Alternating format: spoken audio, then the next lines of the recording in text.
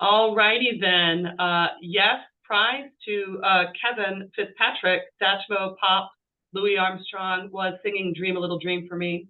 It wasn't even my intention. I tried to put on Aretha Franklin radio, and Louis Armstrong came on first. But anyway, we like Louis. We're happy to have him on. Welcome to the first annual Top 10 Roundtable webinar.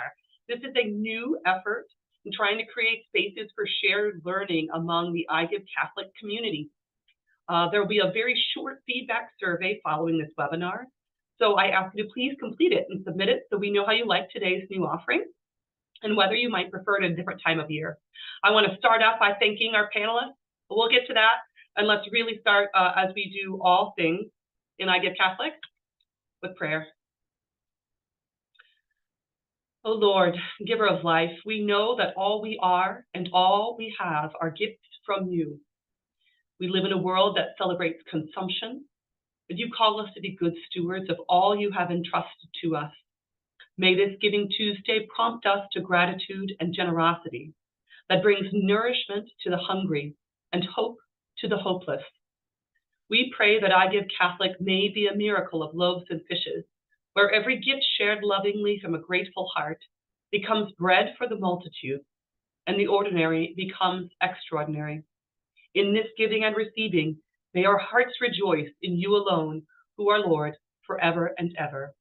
Amen. Before we get started, I just want to thank our sponsors, iGiveCatholic national sponsors. We are a nonprofit ourselves, so we rely on the generous sponsorship to continue to provide you guidance, support, and resources year after year. There really are fantastic companies that we partner with, so I'd encourage you to take a look and see if they might be able to help you in any other of your fundraising capacities. As in all of the iGiveCatholic Zoom webinars, we've got a lot of content to cover today, and we want to maximize your time. We know that your hour is precious, so we want to fill it with good quality, valuable information. So to corral your questions, to collect and corral and respond to them, we encourage you to use the chat box or the Q&A tool that is in your Zoom toolbar on the bottom. Our program manager, Ann Durney, will be answering those live via the comment chat box or Q&A as she's able. If there's a specific question of a panelist, we will hold that to the end and address it as we have time. Know that this is also being recorded, and so as we do with all webinars, recording will be posted on the iGiveCatholic training page as soon as it's available. There's also a reference document. I just want to give you a glimpse at what we'll be talking about and who is going to be talking and representing 10 ministries from across the country. We're not going to be presenting slides during these conversations. You're going to get to see our faces and bigger in a minute.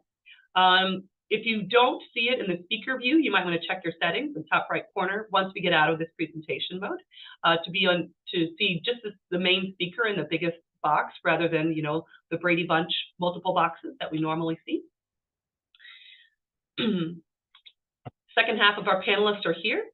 I've intentionally not included contact information for the individuals in this presentation.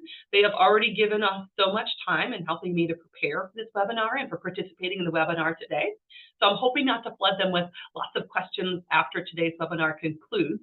Instead, I've created for you a reference document which is available right now on the trainings page, the iGiveCatholic website. In fact, you can download it right now if you want to follow along. It's called the Top 10 Webinar Reference document.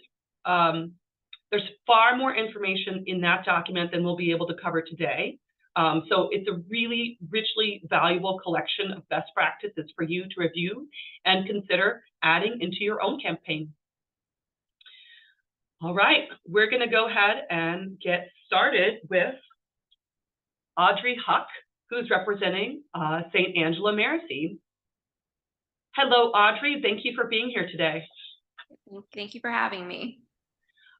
Last year, we were really excited to see St. Angela Merici did a lot of things that was really great.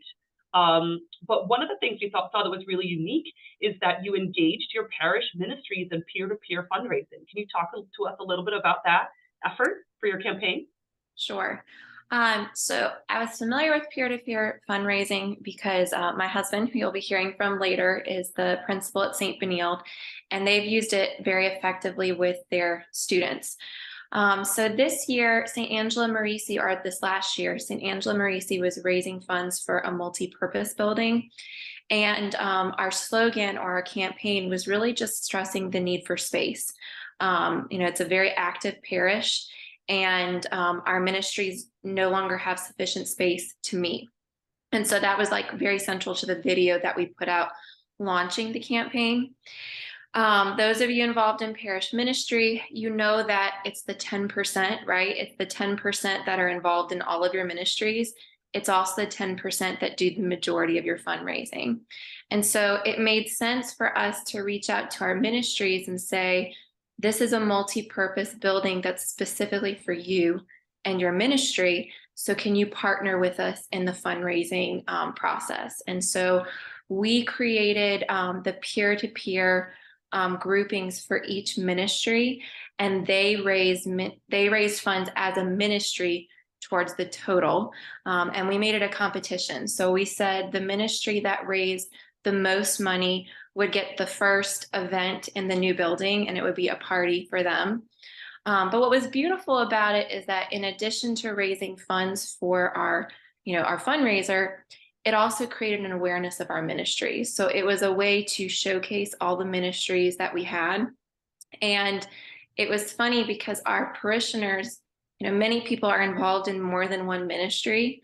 And so a parishioner would make a donation offline, and then they'd call the office and say, I want this much to go to this ministry, and I want this much to go to this ministry, because they wanted all their ministries to be represented. Or they would make two different donations, and even though it meant there'd be two different servicing fees, because they wanted to make sure that each of their ministries was represented. So that was beautiful to see the pride that they took in their ministries, and like the friendly competition as well. So thanks so much, Audrey. Yeah. How did your ministry leaders, how did they get the word out? How did they solicit their donations? I think the majority of them relied on email communication and Facebook with their ministries. If they had a meeting that was close by to when this was happening, then for sure they would communicate it that way. But the majority of it was done remotely. But like I said, it's the 10%. So most of the people in these ministries are people that would have likely already given to our campaign, but now they were giving it to their ministry, and there is an additional incentive of wanting their ministry to win. How did you, as the overall campaign organizer, kind of promote this competition and among the broader audience? Sure. So we posted it in our bulletin for weeks. We use Flocknote to communicate weekly to our parishioners. And so we would update them every week in Flocknote on the current standings when early beginning began. We would also use social media. And then the day of iGiveCatholic, we had planned to do like a live Facebook event. We ended up reaching our goal before we even got there. So the plan was for us to be updating people on the competition the whole time while we were live. But because we met our goal early, we just ended up celebrating, but we showcase ministries. So again, we use videos that highlighted our ministries in that hour, and we tried to use it as an opportunity to grow ministries too, to have that spiritual component. That's great. So who won the competition, and how much money did they raise for? It was the Knights of Columbus that won. I don't know how much. I think they raised 10,000, something like that. We have the Knights of Columbus, and then we have SAMA, which is a men's group, and so it got a little heated between those two because it was the two men's groups, but it was the Knights of Columbus in the end. Great. Yeah. Thank you so much, Audrey. Great. Thank you, and good luck in your iGiveCatholic campaign this year. Thank you. Next up, we're going to be hearing from St. Jude, the Catholic Church in the Diocese of Fort Worth. Let's see here. Let's go back and pull that up. And that would be Brenda Schumann. Are you on, Brenda? Unmute yourself so we can hear you. Let's see. Okay. Hello, Brenda. Welcome, Brenda. Yeah, I know we all we may have gotten used to using Zoom a lot during the pandemic, and then we all got back to, thankfully, gratefully, seeing people and meeting with people face to face. So, thank you for coming back to Zoom for this event and for prepping for this webinar. Thank you for participating. You're welcome. So I'm really excited to feature you guys this year, Brenda, because last year was your first year participating in iGiveCatholic, and you met your goal of $82,000. $82,000 in your first year. Congratulations. Thank you. Thank you. It was nerve-wracking. It was a high goal. I stressed about it for months, couldn't sleep, because we were given as my daughter, who was my partner in crime with this campaign, she called it the sexy things of we had to repay a parking lot and we needed a new security system for our church. And so I'm like, who's going to give for those things? But we sure did meet it. We met the goal. Lots of work. So. Yeah. I saw that you told me how much, you were stressing about it, mentioned it to your daughter. She thought it'd be fun, jumped in, and you guys had a good time about it. That's a great recommendation for anybody who's stressing. Just tell people around you, and somebody might jump up and say, that sounds fun to me. Let me help. Yeah. She was my right hand, and she did a lot of the heavy lifting, I'll say. She, she's younger, so she knows the technology. She knows how to do the videos and the Facebook Lives and all those things. So she helped a lot. That's great. Well, one thing I noticed that was kind of unique to you guys used really well and strategically, were your prizes. You did that in your very first years. You had donor prizes. Talk to me about your prize program last year. Sure. We had several different levels of prizes. We had started out with, and they were all donated. All of the gifts were donated. We had Incredibrellas that were donated. So if someone donated $25, their name went into a hat to win. I think we had 7 Incredibrellas. Then our next level was if they gave $50, their name was thrown in for a 65-inch TV that we had donated. The next level was if they gave $100, their name was thrown in. One of our deacons does awesome metalwork, and so he gave several pieces of metalwork that he did. And the next one was we had two Southwest airline vouchers. If they gave $200, their name was thrown into that hat. Then we went with a parking spot for a year. So if you gave $500, your name was thrown in the drawing for your own iGiveCatholic sign with your name on it. And you could go to any mass you wanted to. I think this year we're going to up the ante on that. I think it's still going to be $500, but I think it's going to be for each mass. So we have 5 different masses. You'll be able to have your name put in the hat for the mass that you go to. Yeah, so you have 5 winners for that prize. That's wonderful. Yeah, the last level we did was we had, if you give $1,000 or more, your name went into the hat for a pew at midnight mass. I'm sorry, at any of the Christmas masses. So we only had 3 winners for that pew, and they can pick whatever mass they wanted to. So that was amazing. That was one of the ones that went really, besides the parking spot, that was the one that went really well. We had 2 families that won 2 pews and one won 1 pew. So, but $1,000 and their name got into that hat. So that family gave 2 separate $1,000 donations, and so 2 of their donations won? Yes. Wow. And so talk to me about, this is really unique, and it seems like the top 2 prizes that were the most coveted were free to your organization, right? Well, except the sign. You had to get the sign made. But the sign was $30. $30. Great. Easy peasy. Did you notice that your parishioners were talking about this? Did this kind of create some buzz around the campaign when you announced it? Yeah, I don't get to hear a lot because when I go to church, I sing in the choir, so I'm not down amongst the crowd. But my husband's an usher, and he did hear a lot of the buzz that way. So, they wanted that parking spot because we, before the campaign, one of the things that we talked about was our sexy, paving of the parking lot. We had 72 spots. Parking lot. We had 72 spots that were unusable. The diocese said it was a condemned parking lot. We could not use it. So that's my daughter came up with this really cute little video that was, imagine going to church, you pulling up 5 minutes before midnight mass, parking into your own parking spot with your own sign on it, and having a pew waiting for you.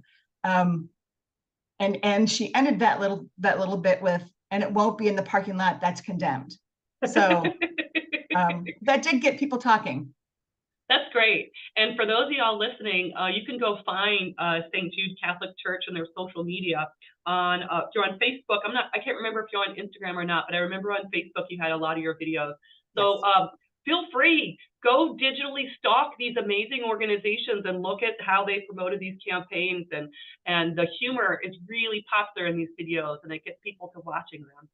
Thank you, Brenda. Thank you so much for being here today and for sharing your wonderful wisdom. I wish you a tremendously successful second year in iGiveCatholic.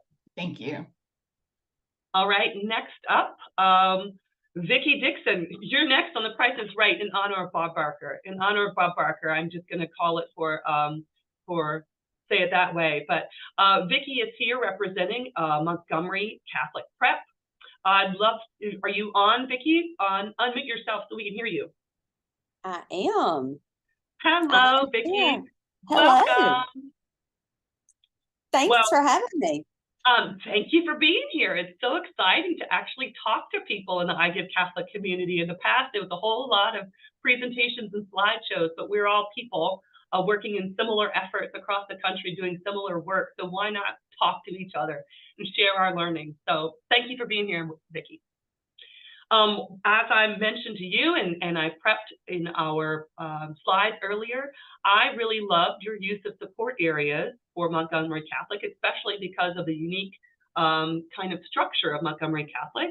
So I'd love for you to talk to us about, using those support areas, your motivation and responses from the people who benefit, or the programs that benefit from it. Sure. So I can't talk about the support areas without talking about our school. So we are a K3 through 12 regional Catholic school model. So we have 3 campuses in one city.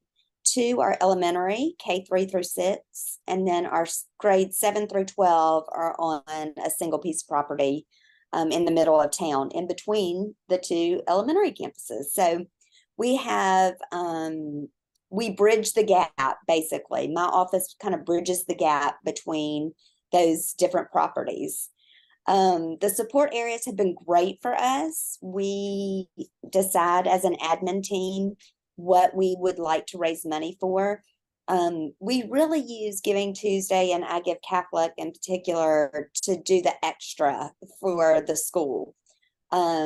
We do include annual fund every year, and that's a big part of our goal. But we also include statues for our campuses. We got a beautiful statue of Our Lady for our newest elementary campus, which is 10 years old.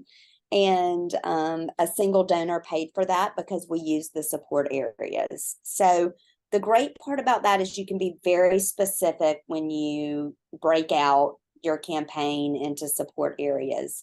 So we typically use our Holy Spirit campus, our St. Bede campus, our middle school, our high school, and then also the athletics department. Last year, our volleyball team was state champs, and so we needed to buy some rings. And having successful sports teams is great, but it also costs a lot of money. And GivingTuesday gave us an outlet to really hit those particular donors that support athletics, that want us to have state champions, that might not spend money on new desks, but do want to support sports. So that support area really kind of lets us get in the weeds, if you want to say that, for our particular constituents. Yeah, so. No, that's not. It's not in the weeds, actually. And I saw you had one for band as well. But it's, research shows that millennials, I am actually a millennial, right? Millennials aren't just like 20-somethings. Sometimes parents of your schools are millennials, and research shows that millennials give more to specific projects when they know how their money is being spent, rather than to lofty kind of ideals and mission statements. And so you're helping, Vicki, you're helping inspire people to know exactly how their donation is going to make an impact that matters to them. Their child is in the band, their child is on the volleyball team, their child is at St. Bede campus or Holy Spirit campus or whatever it is. And so it makes that gift more meaningful. Thank you, Vicki. And I also remember seeing on each of your support pages, they had a list of how they were going to spend the money that was raised, or their wish list. So how did that come about? How did you get that from the different groups? So we as a staff meet monthly as an admin team. And so we will just kind of discuss, everybody will put their wish lists out. So athletics will put their wish list out, band will put their wish list out. Last year, the band supported the horn section. And so they gave us, we need so many tubas, we need so many saxophones, and gave us a price list. And so we are very specific because people really do want to know the specifics. And if you can give a value, you might get a donor that says, well, I'll pick up the whole horn sections. So that's what we've learned. And the other great part about the support areas is that they each have their unique URL. So when you're doing shout outs on Facebook during the day, you can say, hey, now's the time, support the band, and it will go specifically to that support area. So somebody that's interested in that specific area can see those asks. That's right. And then the parent leaders or the administrative leaders of each of those areas, they can also send that unique URL, that unique page to their specific group to donate to their page individually. Well, that's wonderful. It's just been great for us. It's really suited our needs for sure.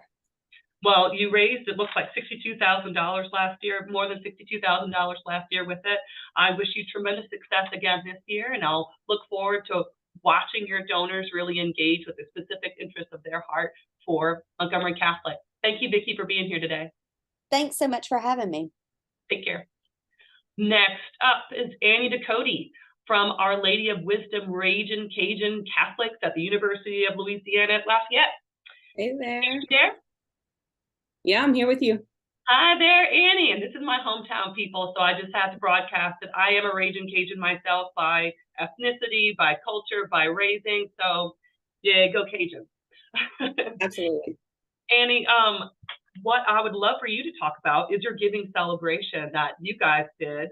And it was an all-day affair that seemed to be really, really fun and active for your campaign.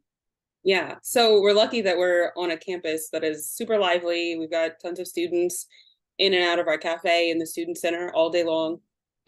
So we like to make our Giving Day an event. So like they get that, like, oh, they're raising money for us to do all the wonderful things that we do all year.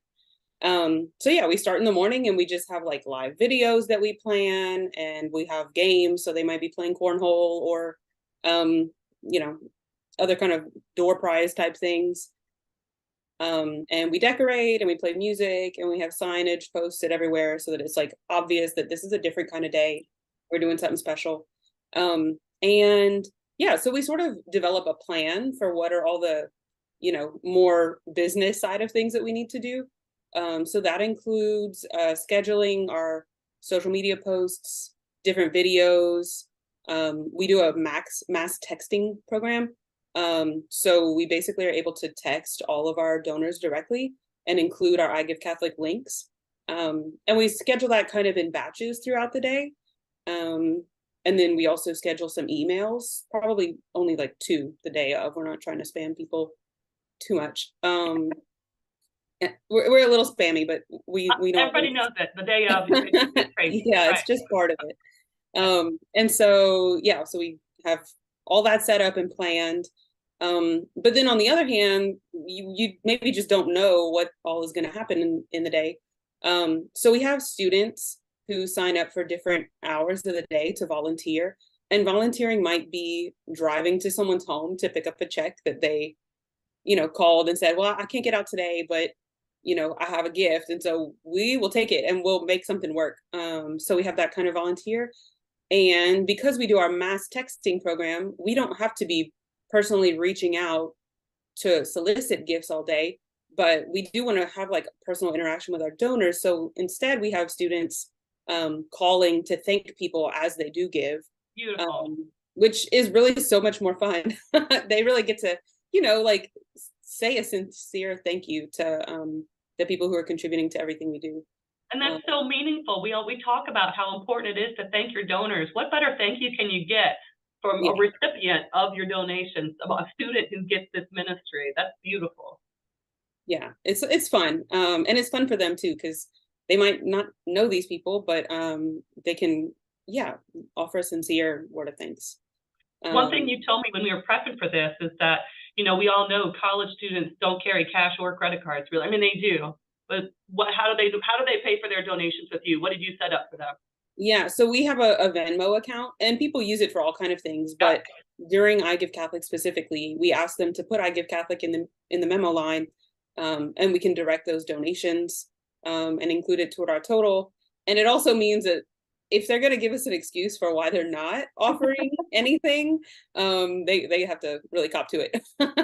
That's a beautiful way to just meet the donor where they're at, and it also means we can accept a minimum donation that's even lower than what's required by the website. Yeah. Absolutely. So they all have a little skin in the game. Absolutely. Thank you so much. And I see that you also, so I saw that, so you're on I know most college campuses are really busy parking the premium.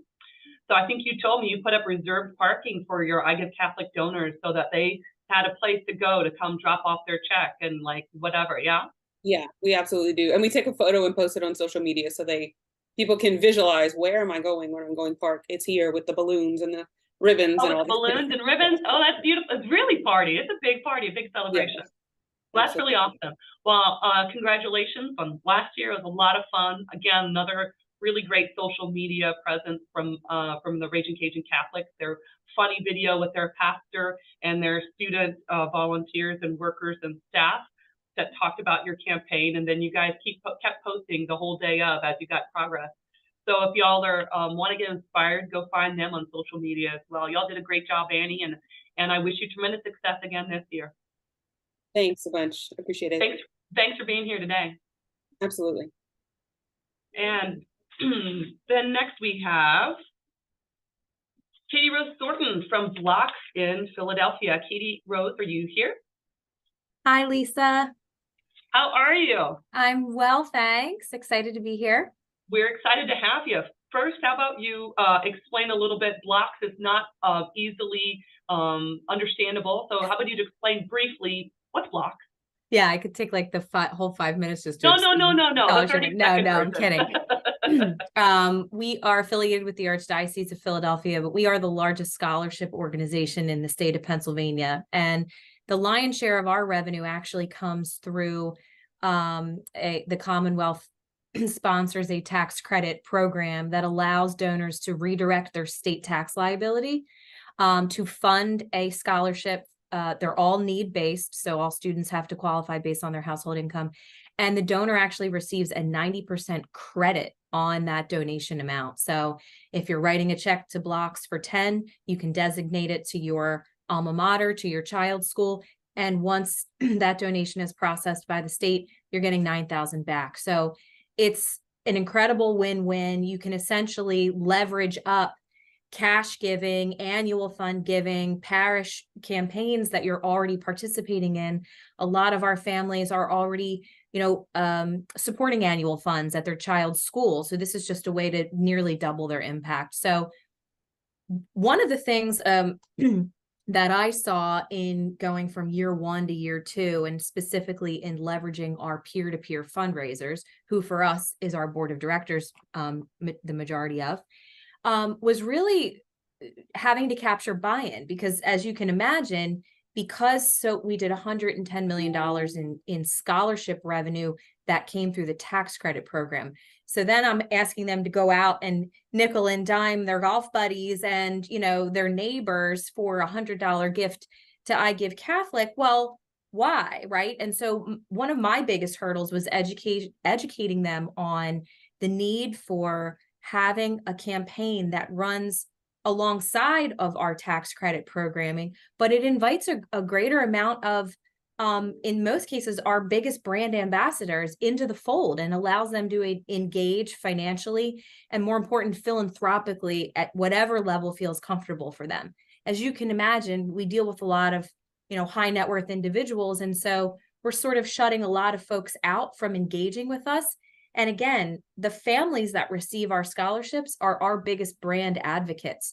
So if we invite them into the fold and they're able to do a $50 gift or a $100 gift and say, BLOCS changed my life, or it gave my kid a chance to go to high school and we wouldn't be able to afford it otherwise, that's such a powerful message that then has that ripple effect. So once we got our buy-in from our board, then really the key for me was to keep the communication in kind of two main buckets: simplify the ask and streamline the resources, right? Because you've got we have over 40 board members. So as you can imagine, emails that come out from me to financial services institutions, banks, lawyers, I can get stuck in spam. So I have to be really strategic and streamlined with like, here's what you need to know when you need to know it, and not clutter their inbox. So,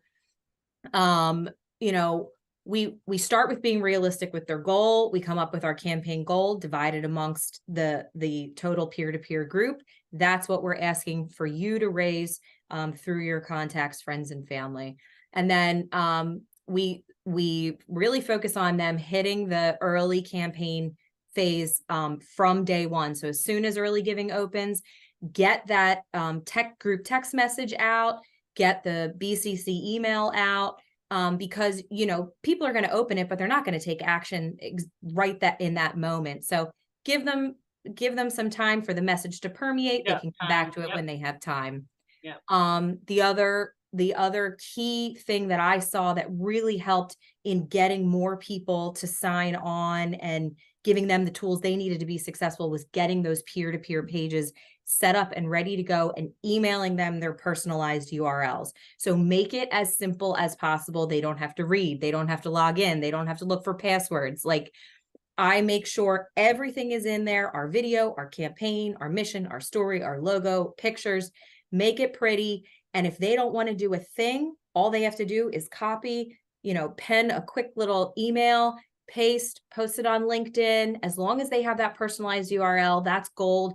And anything they want to do to engage with your organization above and beyond, retweet or like something or share something on Instagram, in my opinion, is a bonus. So, and then one of the other things that we saw that worked really well was sort of buying into that, the competitive nature of our board, and like getting around kind of the friendly trash talking and who's going to raise more money and you're going down, and, the school rivalries for where everyone went to school. But, play up that, because you're really going to get more people to have fun with it. And they look at it as an internal competition. We actually had like a trophy done. So we award our largest peer-to-peer fundraiser, like his BLOCS cup at the end of iGiveCatholic, and then it rotates throughout the year. So it gets to grace his mantle, his or her mantle for the year until exactly. the next year's winner is awarded.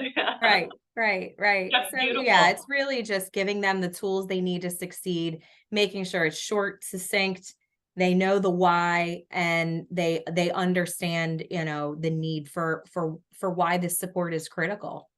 Thank you, Katie. And you're getting that message out, and thank you. And I applaud you for recognizing that that this philanthropic giving is so meaningful, and generosity can be so unifying and healing for all kinds of people. And we want everybody to be able to participate, and not just, like you say, these kind of transactional tax credity things. Like, those are great, but it's really beautiful to give the opportunity for your recipients to participate in generosity as well. And Congratulations, great work. I can't wait to see all of the updates and additions that you add this year, and maybe we'll have you back next year to talk about any of those other things that were really successful. Yeah, would love that. Thank you.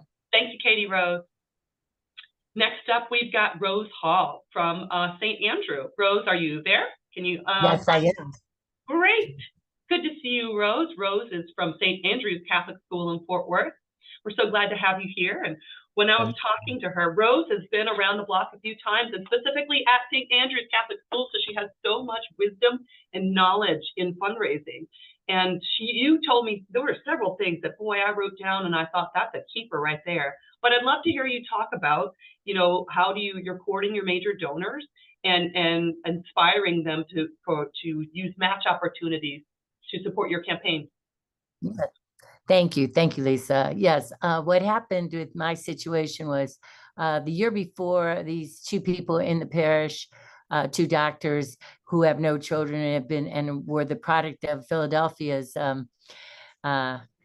Catholic schools, decided to give us $25,000 for tuition assistance for last year. So last year I decided, that was the year before, last year we decided I was going to call them to ask them if they would do $25,000 now again for the iGiveCatholic.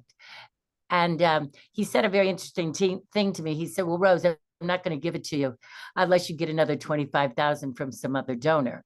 Now, I expected it to be a very easy conversation, and it really wasn't. And so I was like, oh, okay, Tom, and so he's like, well, get back with me on that. I was like, oh my gosh. So I hung up the phone. I thought, I have to ask somebody for $25,000.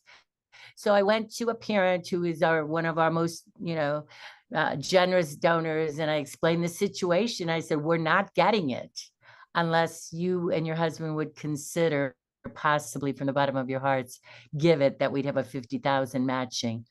And I'll be doggone if the next day she called and said, we'll do it, Rose. And I was like, oh my gosh, proving again to all of us in fundraising, we all know that it's the courtesy of the ask that always gets it.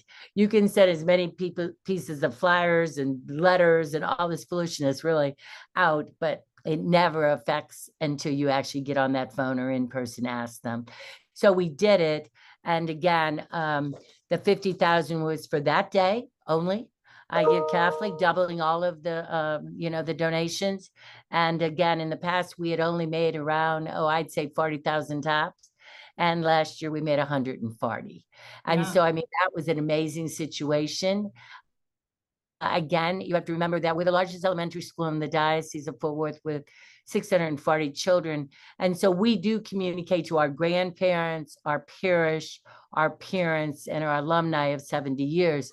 So we have a pretty broad database, but even at that, as you and I know, to get people involved is not an easy thing to do.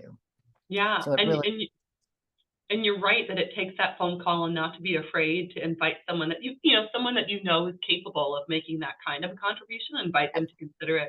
Yeah, because you get 0% of what you ask for, right? That's exactly it. Everybody has to understand that. Yeah, and all they can do is say no. I mean, and after a while, it doesn't hurt my feelings anymore. But so you all know. And the other thing, I know Lisa wanted me to say too, that with the grandparents and even parishioners and even parents in the school, I really pushed about it is our turn now that we owe our parents for our Catholic school education. And this is a small way to show thankfulness and gratefulness to our parents.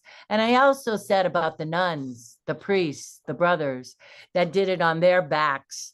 And, and it's very important that people understand that unless people stand up for Catholic school education, at least I talked about that a lot too, they will not exist anymore. When I'm listening to all the people that have talked already, noticing that they're putting all the schools together. Why? Because the numbers are not there. And that is because people are still not standing up. So we have to get these people guilt or whatever you need to use on that particular situation to actually, and grandparents and older parish and things like that, they have the money that if they'd like to do it, they very easily could. And those are the ones that you want to touch their heart of why they should and why they would want to and how they will enjoy it if they actually would give. I really thought that was beautiful though, Rose, because it went beyond your school, and it just went to, you can be a part of preserving Catholic education as a possibility for the future generations, paying it forward. And if you appreciated your Catholic education, won't you, contribute to make sure that it's available to, the next generation's children? Yeah. That's right. Yes. I think that's a powerful message, Rose, and absolutely, I definitely wanted to reiterate it and highlight it for you. Really beautiful.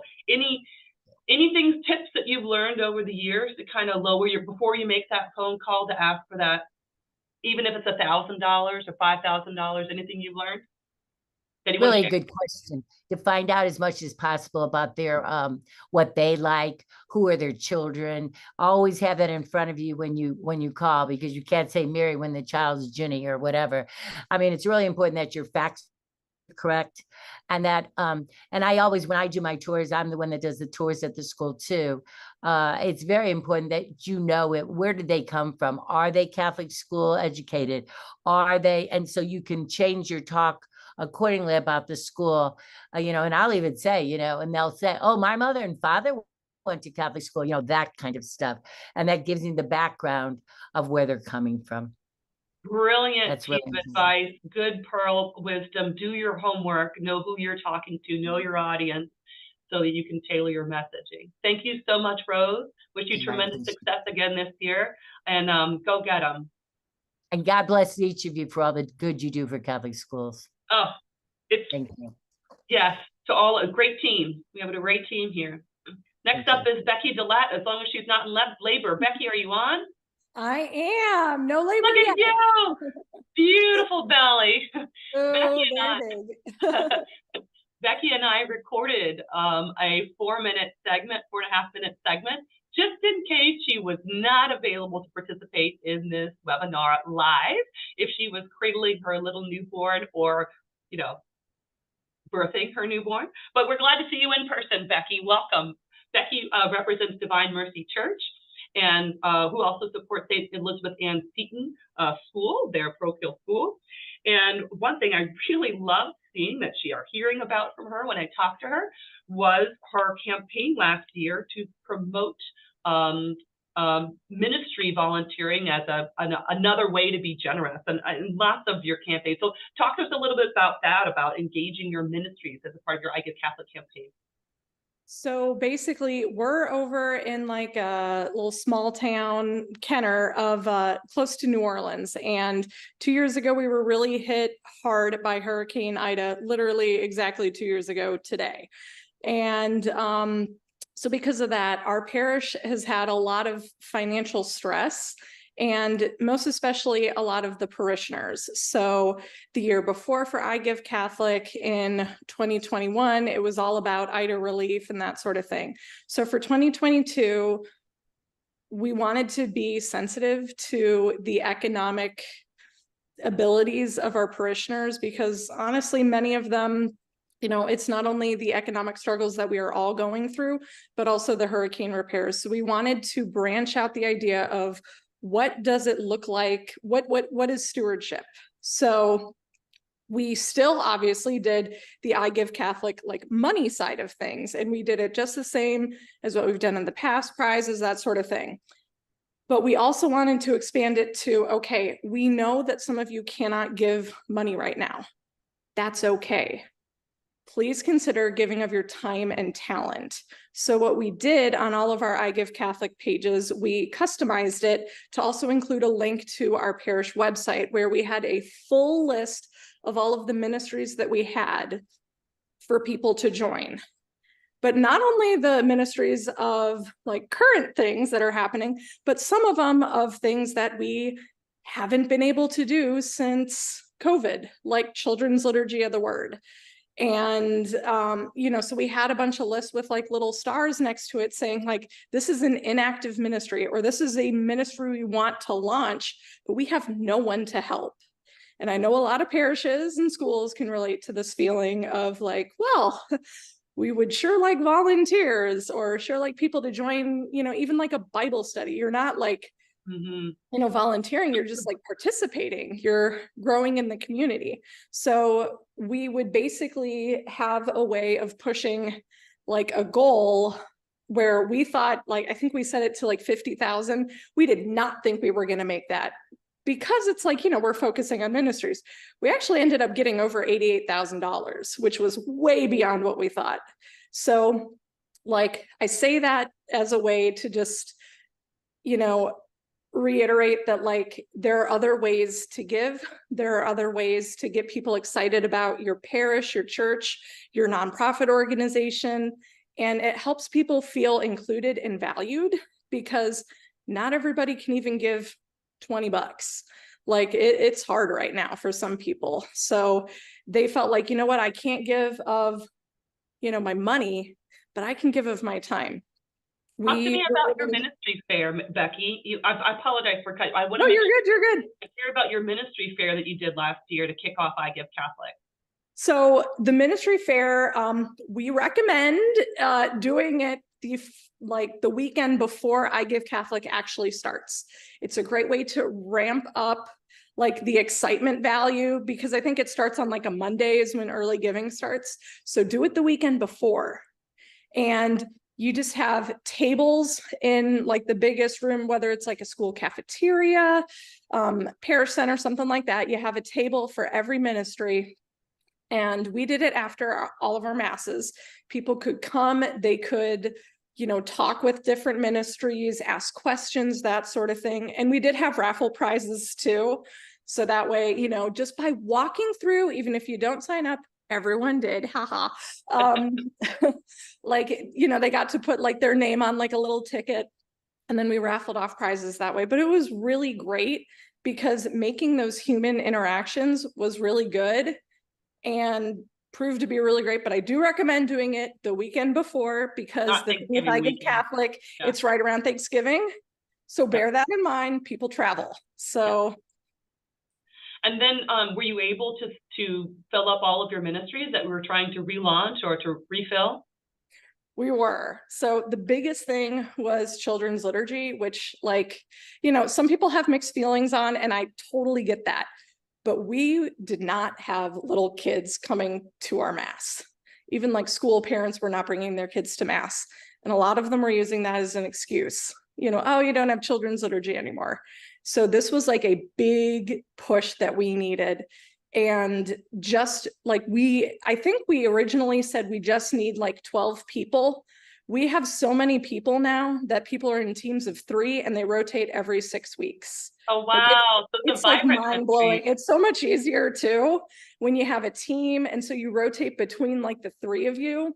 Like we just have so many, and it's great. And you know, we're finally starting to see families coming to mass again. So dream big. If this is like, you know what, we've always wanted to start that one ministry, like this is the time to do it, because you're already getting people to tune in. It's very smart of you to offer that, because Becky, as you and I discussed, you know, this is the long game of building relationships that will be fruitful in the end. You know, people will give what they have now, and then if and when they have more later, and they're still engaged with your church and your parish and your school has made a difference in their lives, they'll give again. But it's really beautiful of you to reflect on that situation and to, again, meet the donor where they are and to build your community right now and expand that generosity. I love that they surprised you with how generous they were, and that even though you set your goal lower than you thought it would be at $50,000, and they said, you don't have to give money, you can just volunteer your time. And they still brought in $88,000 last year, Becky. That was just really beautiful. I wish you a very easy labor and lots of yummy snuggles with your little one. And we'll see you on the other side whenever you recover. And I wish Divine Mercy a very successful campaign again this year. Thank you, Becky, for being here. Thank you. Next up, we've got Katie Washington from St. Thomas More Newman Center in the University of South Carolina. Katie, are you on? Yes, hi. Hi, Katie. Thanks for being here today. Katie, we talked to you. Again, we're going to go back to peer-to-peer. You guys will notice a theme here because peer-to-peer, we've said it before on our presentations, on our trainings, that organizations who use peer-to-peer raise 7 to 10 times more than organizations who don't use peer-to-peer. Similar stats are for matching opportunities. So that's kind of why, you know, these top 10s, they use matches and peer-to-peer, and we want to share your tips and tricks. You, Katie, you are another college ministry, on campus ministry with a parish, but you use your students for peer-to-peer fundraisers. And I'd love to hear from you about that experience. Sure. So our first iGive participation was in 2021. It's 2023, right? So this will be our third year. Sorry, I don't know. And we used the students. I had just started at this position, so it was kind of a fly by the seat of your pants sort of thing. But the students were great and enthusiastic and fully engaged. They had so much fun. Again, one of the other panelists mentioned the sort of competition of the day, which they had a lot of fun with. So this past year, last November, we sort of formalized the program. So we have a very young, engaging pastor and chaplain who gets into it and likes to incentivize the students. And we are also on a college campus that's right in the center of the downtown. So parking is at a premium. So the winners each got we did the most dollars raised and then the most number of donors, figuring that, like, you know, one person could sweep in with a big donation, one could get a bunch of little ones. So we wanted to incentivize both areas of giving, if you will. So each received a week in his parking spot, which is right in front of our student center, which is right across the street from campus. And then this year we also set it up that every student who registered and raised a minimum of $200 would get a $20 gift card. And then the top winner for the most dollars raised, in addition to the parking spot, if it was a guy, they did an afternoon with father with 3 buddies, and they did like an activity, and then they went to lunch or something. And then if the girl had won, which I was really counting on, we have a lovely donor who lives in the upstate of South Carolina who owns a spa, and she donated a spa day for a group of young ladies. So they were fully incentivized. And then they had so much fun. And then at the end of the iGive that evening, we had an event for our Catholic community. So we had, you know, we're a ministry parish hybrid. So we had, you know, parishioners, a couple of hand-picked students to come and speak and to join. And then a couple of students reached out to me before and asked if they could put together a sort of small silent auction with babysitting, car washing, different activities. So when we talk about the giving, you know, it's one of the things I highlighted that night was they don't have maybe the financial resources that a lot of people in this room have, but they wanted to participate and give back with their time and their talents, which is what they did. And so I think we raised, not just with the auction, it was a whole fundraising night, but the event, that iGiveCatholic evening event, we raised about $30,000. But then we had 14 student fundraisers who brought in $46,000.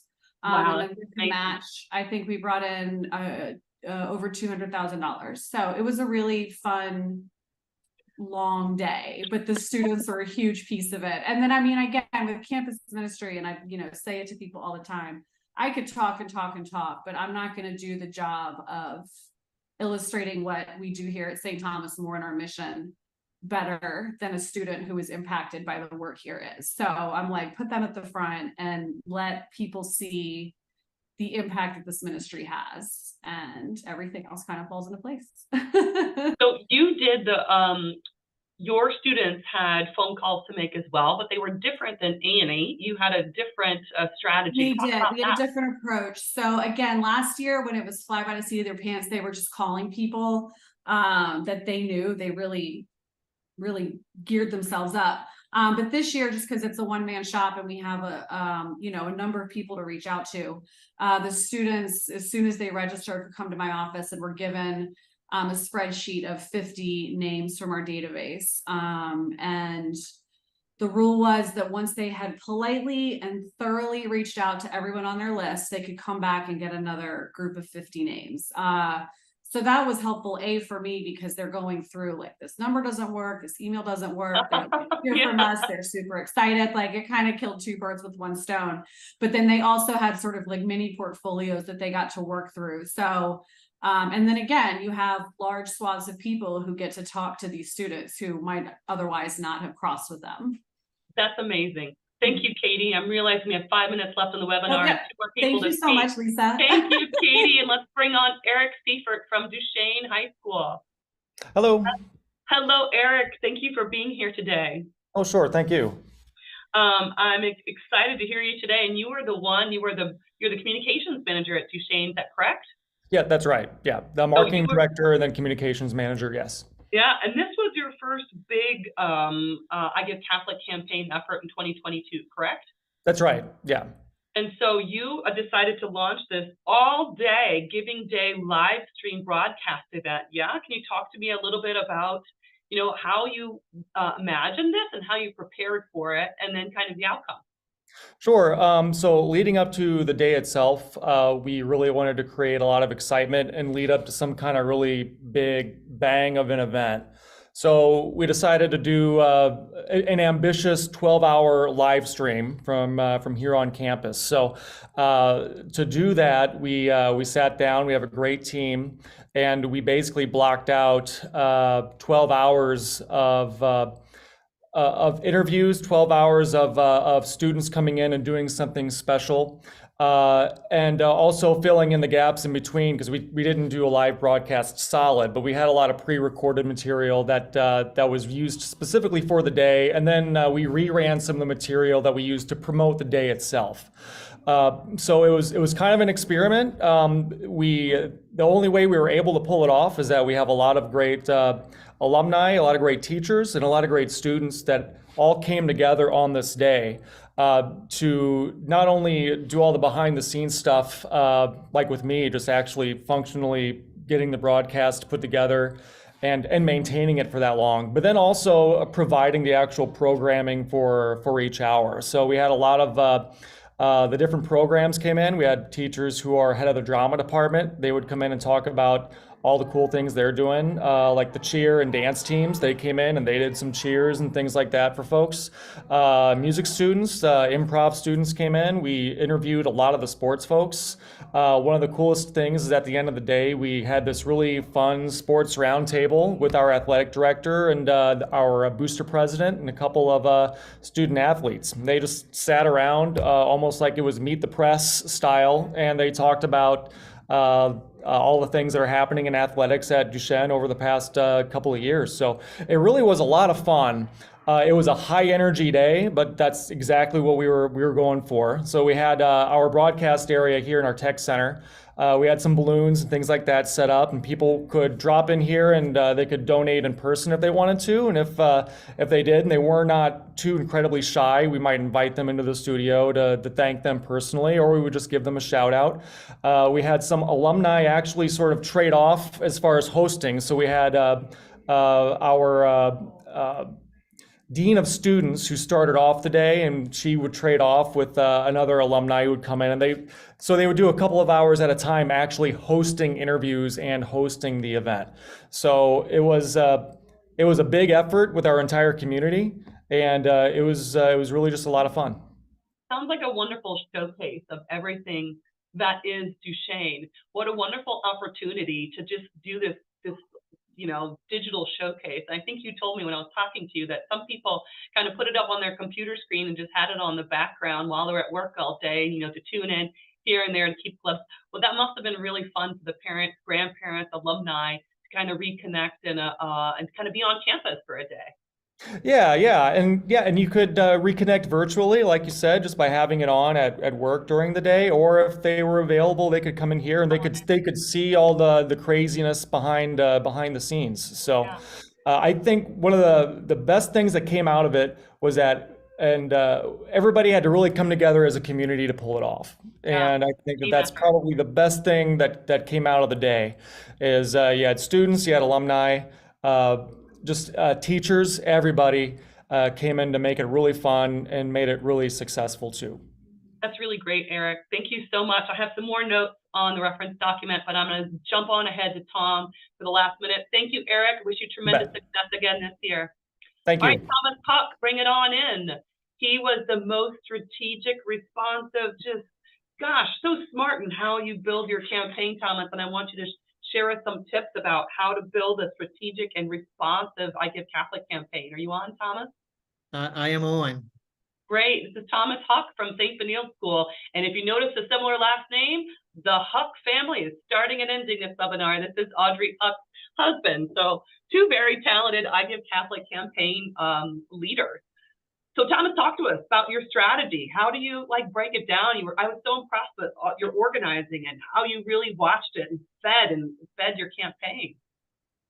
Lisa, you're very, very kind with your words. And thanks for having me. we start off in August and we just come up with a monthly plan. What are our goals each month?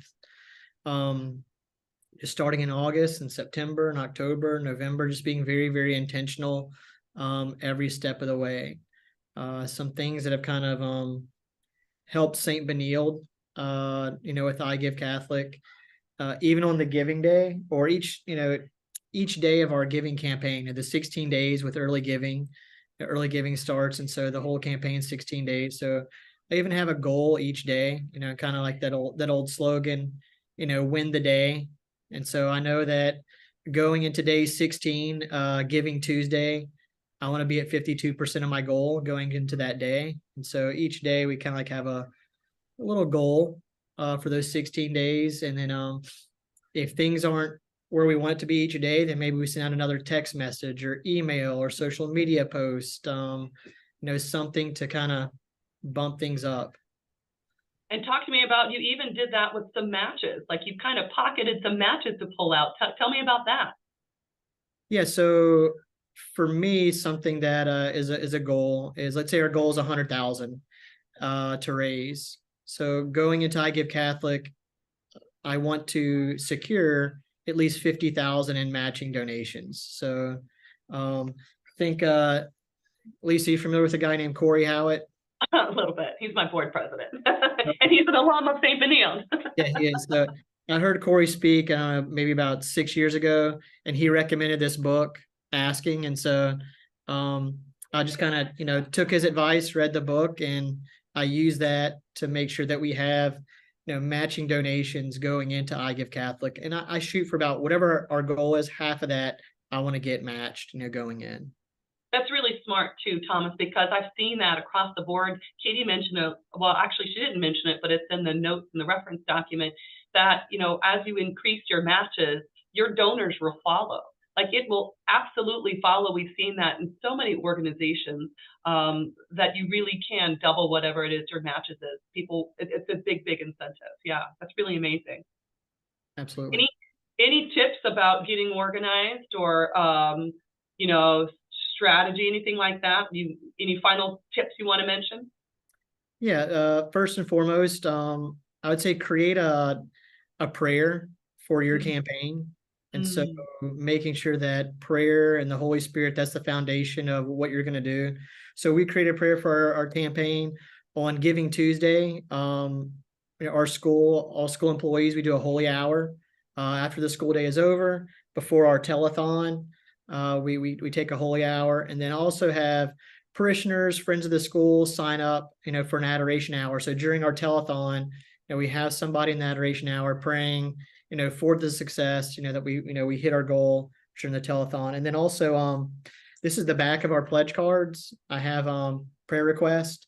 So not only are we asking people to pray for us, when they send in their donation card, their pledge card, we have this is a blank one. I wasn't going to show you somebody's actual prayer request, but so on the back of that is also their prayer request. And I tell you, it's extremely humbling, to take those prayer requests to the Adoration Chapel and pray for your donors in a very unique and specific way.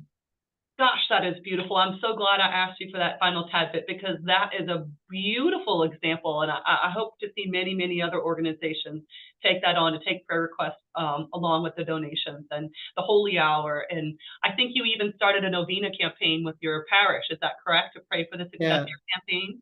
Yeah, so part of the campaign prayer is that, we say on, X date, which is 9 days always before Giving Tuesday, please pray this prayer, Beautiful. Days before, and then on the 9th day, finishing up our iGiveCatholic novena on Giving Tuesday as well. Well, thank you, Thomas. I can't wait to see what video you and your pastor come up with Father Matthew come up with this year. It's going to crack me up, I know it. Wish you tons of success. Let me go ahead and wrap up this webinar because we're already 5 minutes behind. Thank you for being here. Absolutely. All right, folks, I'm going to go ahead and share the last few slides that we have here. And it's just going to be, if you went to Getting Ready, you have seen these already with the key dates and milestones. you know, the next couple months, we'll be working on making sure to get your banking information in the dashboard and verified, and that is if your diocese is not collecting donations for you. So if you have a notification that says you need to get verified, then you do. If you don't have a notification, disregard. Your diocese is collecting donations for you. Make sure you make a plan. Use that plan that I have in the reference document that Thomas gave me as an example. Think about what is your plan for the next few months, and then schedule out your social media posts. Make your profile page, get detailed about telling your story, include videos, photos, and customize those donor levels to try to tell your donors exactly where the money is going to go, how they're going to make an impact, and then tell everybody, send a save the date in your communications. We have one more webinar, but it's towards the end. It's on November 8th with Final Step Success. And know that you're going to be getting lots of emails between now and then probably from your diocesan group leader. And then iGiveCatholic in October, we'll start sending out weekly e-blasts where we're highlighting really great best practice examples. So if you haven't already, go ahead and download this reference document available on the training page. Follow iGiveCatholic on social media. Use the hashtag iGiveCatholic on your posts. And if you haven't seen, go on our website. We've had a new incentive this year that the organization who gets the most likes on a promo video and tags iGiveCatholic will get $500 added to their total after the giving day. You'll get a $500 prize for the most likes on an eligible video. It's under 3 minutes to make sure your watchers get to the call to action, right? That they know what you're asking for, and they know how to support you. And then like I said, watch your inbox. We've got tons of support. We're here to support you. We want to celebrate your success. Give Gab in their support areas. Your diocesan or group leader wants to support you. Then, of course, use that blue chat bubble or email the questions out for the technical help. I thank you all for sticking with us for 7 minutes past the hour. I'm so sorry to be late. We're not usually late, but this was so wonderful, wasn't it? Thank you to all of our panelists. Thank you for sharing your wisdom, your learning, your experience. I'm so grateful to have all of you as part of our iGiveCatholic community.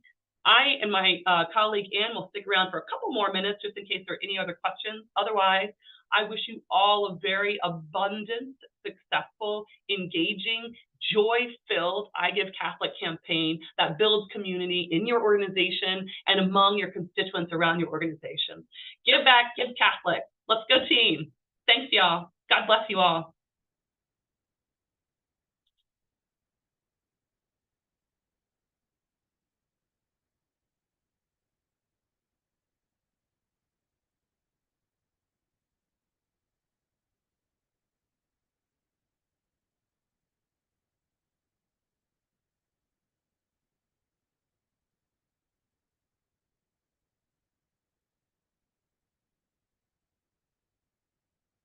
I don't see any new questions coming in, I don't think.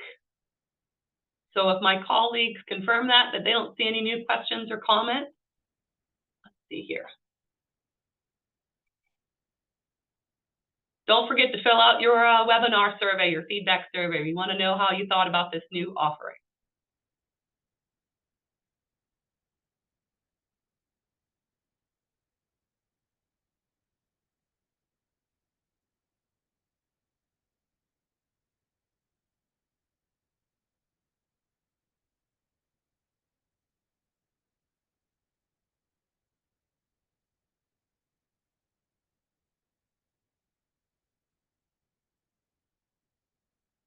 All right, with that, we'll close up. Thank you. God bless.